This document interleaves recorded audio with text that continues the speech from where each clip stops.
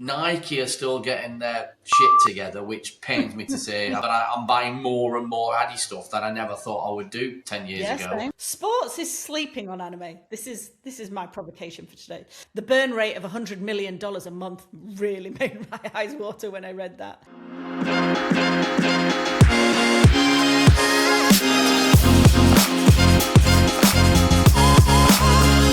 Hello and welcome to your Attention Shift. I'm Ed Abyss. And I'm Joe Redfern. Let's get straight into it. The biggest events of the year are gold mines for publishers, and Display's new research shows you exactly how to cash in.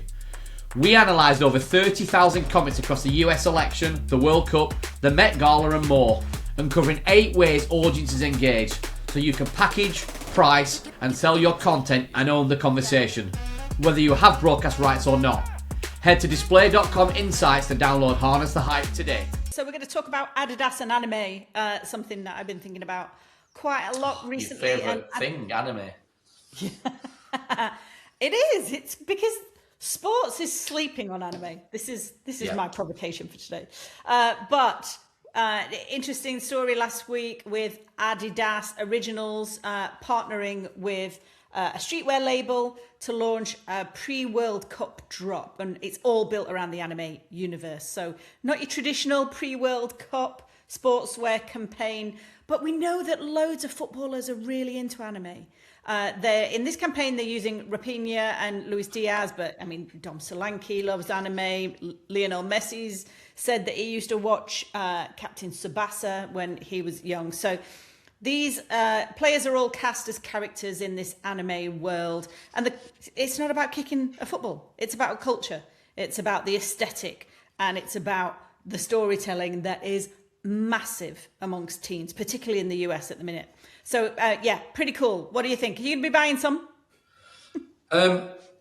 Good question. I mean, you've been educating me a lot about anime, and you do on a weekly basis. I'm not sure if I've gone the whole hog yet in terms of buying anything, but weirdly as well, I've got a little bit of my sort of Japanese gear on today as well. That was totally by accident. I think, look, Adidas over the last 2-3 years, the what they've done in football culture, not just like the kit that they've done, but the Adidas original ranges.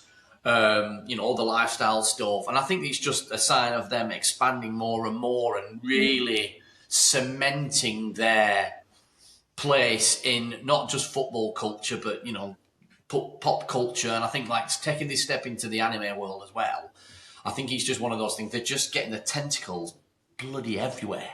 Yeah, and when you contrast it with Nike, which has been struggling, and people just don't know what Nike is or what it stands for anymore, it feels like Adidas has doubled down on I mean, particularly with its Originals line, it's going back to what it was known for, and it's really leaning into it.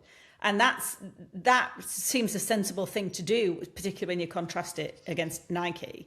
But this Originals line, I mean, it really plays into that audience of football fan, particularly kind of younger ones and the more female as well, because girls love anime too, that it's not about performance, it's not about the technical wear, it's not about new technology in a boot. This is about something really cool, and the aesthetic is as you said, it's all about the culture. And I think it's the reason that they've gone out so early. It's 6 weeks out still from the World Cup, so they don't have to tie it too much to match play. But this is something that I think makes Adidas really stand out compared to others that are beginning to roll out ranges for the World Cup.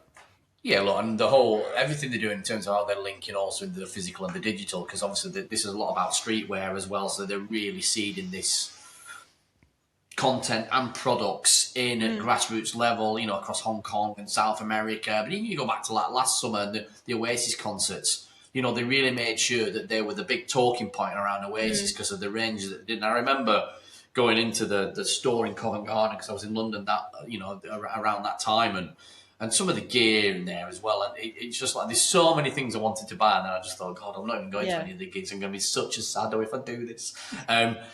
But they made it really, really aspirational. You can see they're looking for what are the other almost like levels that we can work through to really embed ourselves, that while Nike are still getting their shit together, which pains me to say, having worked for Nike and still loving Nike as a brand, but I'm buying more and more Adi stuff that I never thought I would do 10 years ago, because I was always Nike all the way. But I'm constantly buying new Adi gear because they're always releasing something. Would have bought the Italy gear as well, obviously not qualifying for the World Cup, kind of killed that moment. But that aside, because there was a load of stuff I don't think I'm going to buy that, I thought, but not till I'm absolutely certainly qualified. I think they're just proving that they've got the finger on the pulse and they know exactly what's going on in what, I was going to say niches them. Anime is not a niche, right? No, it's massive. It's massive. It flies under the radar because it's so particular to Gen A and young Gen Z that a lot of like over 25s, 30s don't really get it, but it's massive. It's absolutely massive. I'm going to butcher the stat. I'll have to look it up, but there was some research, I think done by Sony and Crunchyroll, that polled US teens. I mean, it's huge in the US. That polled US teens, and most of them are watching anime at least once a week. So it's a proper kind of cultural movement. And it's also, I mean, we've seen from the two footballers here, like it's the South American talent. South America loves anime too. And actually there's local flavors of that kind of anime aesthetic that aren't just purely Japanese, that are getting a bit of a South American flavor too. So it's something that's really huge. And it's no surprise to me that it's kind of bleeding into sport, and Adidas Originals are really owning it. And it's a smart move by them. Yeah, so there's a range of footwear that dropped on the 22nd of April, but they're doing the full drop on the 2nd of May. So if you're into that kind of stuff... I had you down for buying some. I know you're penchant for... Well, yeah, I've got a few things open on my screen. I may well buy some of the drop yet. Anyway, that's cool. So next story, Expedia. So Expedia have done a deal with iShowSpeed, and he's become his official travel partner. So obviously, iShowSpeed over the last year or so has been doing loads of real life strength to strength, isn't it? Real life experiences where he's just out meeting his people, walking the streets, doing a multitude of things. So he's been named as their travel partner. There's a whole site called Expedia.com. That's expedia.com. We'll put it in the show notes as well. I've been having a bit of a play around in the last couple of days as well, and it's really cool. Actually, you've got the globe, right, and you can go and pick certain areas where he's been, and there's loads of video drops of what he's done when he's been there, I love it. I think it's this great sort of travel log of what he's up to, where he's been, and ultimately, like, from an Expedia perspective, their suggestion is that they're facilitating getting him around the globe, and I think it's ticking every box for Expedia, because not only do they do obviously flights and transport and stuff like that, but they do experiences as well. And weirdly, I'm booking a road trip around Italy at the moment, and it sort of solicits me to not just look at the travel part of it, which I do use them quite a lot for, certainly for hotels, but the other experiences that they can do as well that they've been pushing for quite some time, and it made me really get deep on some of that. I found some really cool things as well, so it's certainly got me looking at it differently. Yeah. And it's interesting, isn't it? Because for the generation that they're targeting with Speed, they don't buy travel in the same way as we did. And I mean, he's really grown on me, Speed, in the last couple of years. He used to really annoy the shit out of me, to be honest. But he's really grown on me. I mean, he's growing up, obviously, but there's no getting away from the fact that his enthusiasm is quite infectious and compelling. And, the fact that they've partnered with him and they're doing this it's a really interesting way to flog flights and holidays, basically live commerce. And I know you and Display have been looking at live commerce. So this live commerce because you think about traditional holiday providers, sponsorships, you don't really see it, and whilst you're watching a football match, pick up your phone and book a flight. But actually, if you're watching this, you might be tempted to do it in the live stream, pick up your phone and do it immediately, particularly through this little stunt site, this Expedia, with obviously the word speed embedded in it. I think it's really good. But devil's advocate, who gets the attribution though? Speed or Expedia? God. This is it. From a brand point of view, I mean, this is something when I used to work at the BBC. Attribution was everything. I'm not sure who gets the bulk of the attribution here. Look, I've looked. I think the branding looks really, really strong on it, and I think that the way they've done it and they've created this. It's not even a mini site, right? Because there's so much going on there as well. I've been keeping an eye on Expedia. I remember having a conversation with Expedia a number of years ago myself for something totally random in this business, and I guess I've always just kept an eye on what they've been doing as a business ever since. And they've actually got a huge number of offices in Manchester as well, which I didn't even realise just walking around the streets that they're ever present in Manchester as well. So I've just always kept an eye on what they do. And I think from an attribution perspective, ultimately, if it drives the metrics that they're looking for, does it matter? And ultimately, what are they trying to get out of it? And I think that impulse buy, the amount of times I buy things when I see things in the moment, and when we did the chat with Phil from the Nudge podcast as well. I mean, we could get him on here talking 20 minutes about why impulse buying is so strong, and you can see that that's what they're really, really leaning into here. And I think what I love about it, it's not logo slapping, right? It feels like a fully invested partnership where they are working together to try and create something that is more than the sum of its parts. Yeah, I agree. I wouldn't use the term creator slapping on this one because it feels slightly more embedded and constructed, and I think it's made for really interesting viewing, and people are picking up on that, certainly on the chat that I was in. I was just like clicking video, and even just on that mini site, just going through all the different, and it was, and I was like sort of laughing out loud earlier. Let's have another look before we came on this. It's really nice how they've done it, and I think it's great storytelling. Yep, it is. It's not bad. It's not bad. Okay, we win for speed, I think. Publishers are competing for attention, but they're using old formats. Writing more articles won't fix declining revenue. The opportunity isn't more content. It's the ownership of live moments. When big events happen, like sports finals, breaking news, cultural moments, publishers should become the digital stage. Interactive formats, audience participation, sponsored integrations. That's how you create inventory brands will pay for. Next story, DAZN buying ViewLift, which came up last week, and we had a bit of a chat about it. So, interesting move from DAZN, not entirely unsurprising when we dig into it, but it's bought ViewLift for $100 million, which basically is a technology layer that sits underneath a lot of streaming products. And I mean, with the collapse of the RSNs, particularly in the US, this comes with a certain amount of infrastructure that comes on top of it as well. So makes sense for DAZN to buy ViewLift. Is it a bit of a shift for them away from bidding for rights, do you think? No, I think it makes total sense. So obviously, like I said, ViewLift are a direct-to-consumer streaming platform, right? And we all know, because it was in the it was in the media. I don't think it was a big secret, right, that DAZN were looking at acquiring the FanDuel Sports Network before it effectively shut down. And I think they probably had a look at this and said, actually, if we go and do this instead of doing that, it probably makes more financial sense. And I think DAZN, obviously, who used to perform as well, from what I'm hearing as well, they're looking to get more back into the services business as well. So there's an element of servicing all these teams and leagues and federations with streaming platform, but at the same time, if they're bringing all that content into their buildings or into their infrastructure, they can then say to those teams and leagues and federations, we can also distribute your content via the DAZN apps around the world too. So it's a two-pronged attack. I think it makes total sense for them, and I think it's, in the grand scheme of things, in terms of what the debt pile is for DAZN, another 100 million is not making a great deal of difference. Well, that debt pile is an interesting thing, though, isn't it? Because what is it, 6 billion plus, something like that?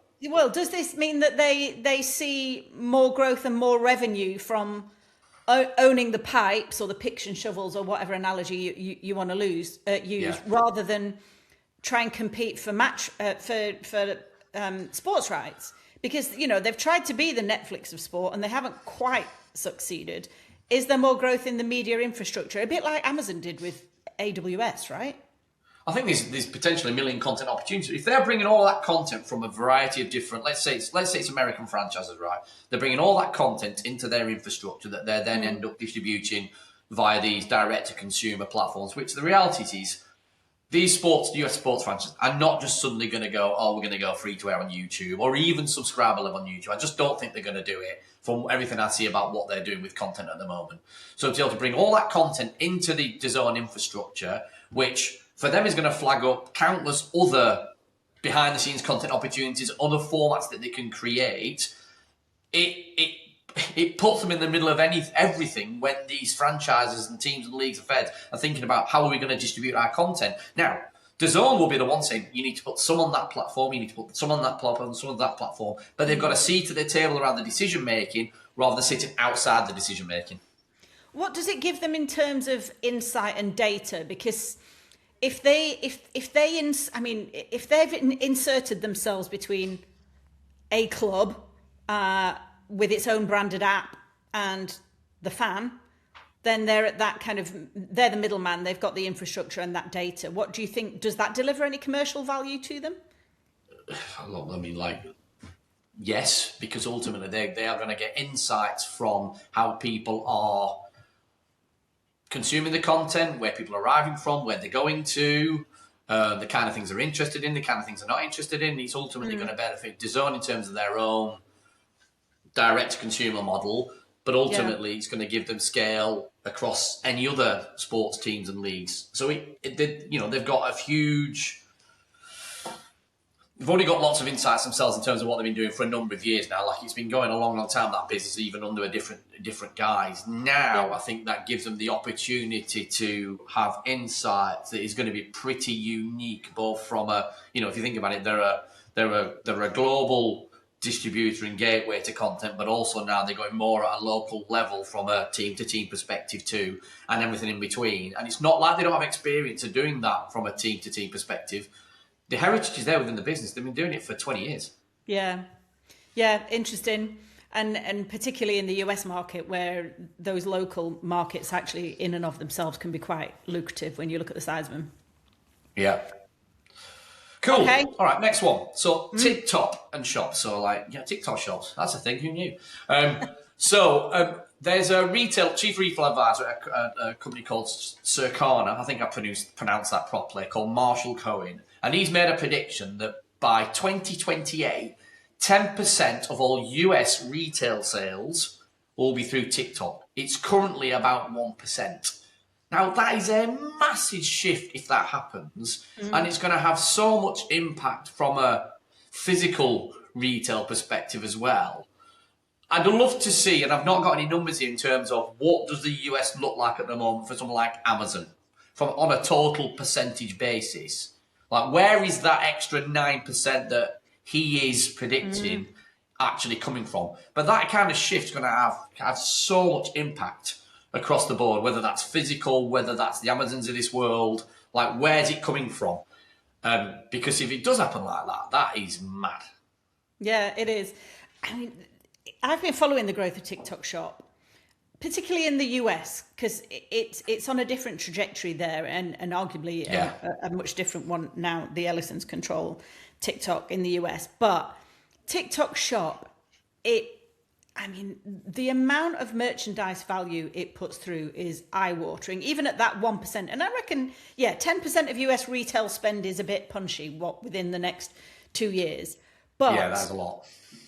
Q1 sales this year apparently were nearly $5 billion US dollars. So that's doubled its growth in a year.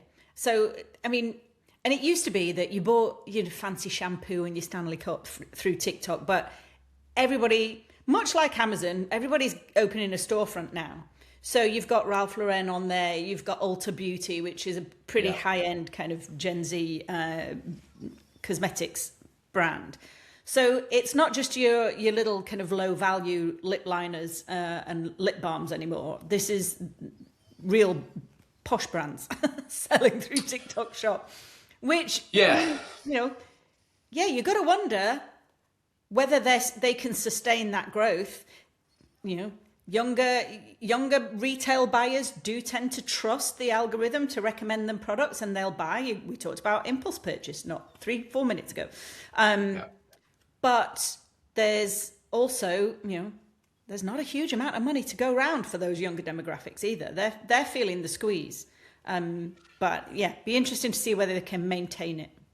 What's the I was going to say the implication for sports as well is interesting. Look, I'm not aware massively of any sporting organisations that are doing serious money from an official perspective through TikTok shops. You'd imagine fanatics are going to be all over this because they usually are over most things. From a sporting perspective, and they work with most of the big sporting organisations around the world from a retail perspective. But it's a big opportunity, and if the sports orgs don't get on it quick as well, they're massively going to miss out here. Well, I mean, it depends what deals they've got with other retailers, and this is the thing. When you're a big legacy brand, always convoluted, isn't it? Always convoluted from a sporting always. But yeah, so I mean, with the exception of Ralph Lauren, Ulta Beauty that I just mentioned, and Olaplex, who were another one of these luxury brands that opened a storefront on TikTok this last quarter.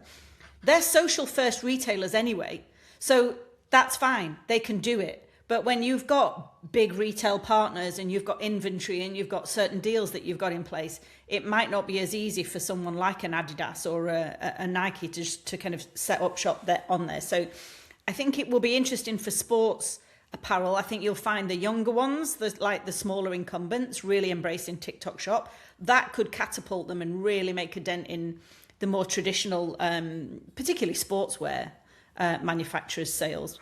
I mean, Alo Yoga, Lululemon, they can sell a lot on TikTok shop, and through their reseller network, they can shift a ton of products. It's not just your own branded storefronts as well. So yeah, I mean, it's true mass retail media. Yeah, it's not just about shorts anymore, right? It's like you've got to have a proper strategy here.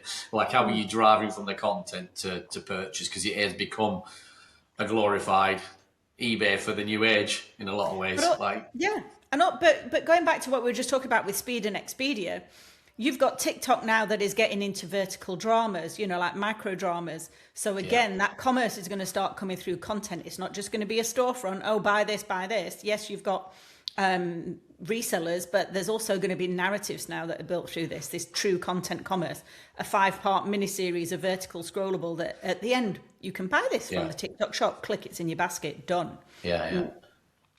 Okay. If you're a creator who wants to build a career like the Sidemen or Emma Chamberlain, here's one to watch. You've built the audience, you've got the revenue. How do you take to the next level? Right now, everything you built depends on you showing up. To break out, you've got to look beyond the next upload. The creators building real businesses aren't just making better content. They're building assets that work without them. We've mapped out 4 phases which will turn you from a creator to a media empire. Read the guide, start building beyond the upload. Last one. Motoring today, aren't we? We can't have a podcast this week without talking about LIV. Obviously, everybody's been talking about LIV Golf. And I think it's more or less confirmed. Yes, it is confirmed now that PIF are stopping funding LIV Golf after the end of 26. That's after pouring just a trifling $5 billion into LIV Golf. I mean, we can get into whether we think it's had a material effect or not. The burn rate of $100 million a month really made my eyes water when I read that. It's not going to disappear, but how do you think it's going to change? Is it going to be able to run like a normal sports business now, a normal golf league? I don't think it's going to have to change, right? Because that's a serious amount of money. It's whether the new people who've been put in place to try and find funding for it can find that level of cash. But I think there's a want and a need for team format. And I think, look, the Ryder Cup, every time that comes around, proves that people do love that format. I think that on that basis, I think they will try and find a way. I think from a PIF perspective, ultimately got them a seat at the table and got them talking with PGA and got them involved with the PGA. So I think that's an element of where they wanted to get to. I think if they'd just gone in there and said, we want to invest in you and do it, the PGA weren't going to let them in the end. That's how they got in. So I think it served its purpose in that sense. I think it's been part of their wider strategy globally from a sporting perspective. They won't see the $5 billion that they've spent as wasted cash because ultimately it's part of a wider strategy. And it's not the only thing that's been changing from a Saudi investment perspective. They've been looking at a number of things that have been changing recently as well. So I think it's just part of their wider plan. And obviously this had been going on for weeks. It wasn't going to happen. It was going to happen. They will not see this as failure, and I don't see this as failure either. And it's interesting, I saw a post actually just before we went online that Creator Sports Network had done as well about this as well. Obviously Barrick that we know talking about ultimately this is not he was saying this is not a failure of necessarily the format, but it's the distribution model that's been employed with it. And he's saying, look, you need to find different ways of distributing. You've got these great golfers, Bryson being the one that everyone talks about, that understands how the modern audience is now leaning into golfers' distribution, and they haven't really lent into that as LIV. So this might force them to think of different distribution models when they work out how they're going to fund this moving forwards. I agree with that. There's another thing when I was thinking about this that was, okay, you know, it was a bit of a Trojan horse, and it forced that, you know, like you said, it got them a seat at the table. And arguably that means that, you know, the fact that it hasn't worked as originally touted, it doesn't really matter, because it did what it intended to do. It lobbed a hand grenade into the business of golf. The other thing, though, and this comes back to what we've spoken about a couple of times before, and I'm going to talk about Baller League as well, is if you are going to back with a lot of money a new league, a new way of doing things, it gets you the noise. Yes, it gets you the headlines. It gets you a certain amount of time to prove that you've got a business model that works. But Baller League has ceased operation in Germany. This has come to a head, and now they're withdrawing funding. We've said you can't speed run fandom. What is it about these things, do you think, that they're getting wrong? If the massive capital buys them a bit of time, but what are they getting wrong when they're trying to construct these new things? Is there anything foundational that sticks out to you that they're not quite nailing? I'm not sure that Baller League has got anything wrong in that sense. They've decided not to operate Germany anymore because they've launched in the US, which is the biggest market. They think there's an opportunity there to grow the US faster than they can grow Germany, right? So I think, and ultimately, right, that we know it's not a massive team there. We've obviously chatted to Harry when we saw him at the Solution Series event, Harry Hesp at Baller League. There's only so much time, effort, resource they can put towards doing what they're trying to do. And I think they just thought that US was a better bet than Germany moving forward. They started in Germany, right? Because Felix and the founders are German, which is the place that they started. But it would never be, I guess, the ideal territory that you would launch something like this if you want to get true scale.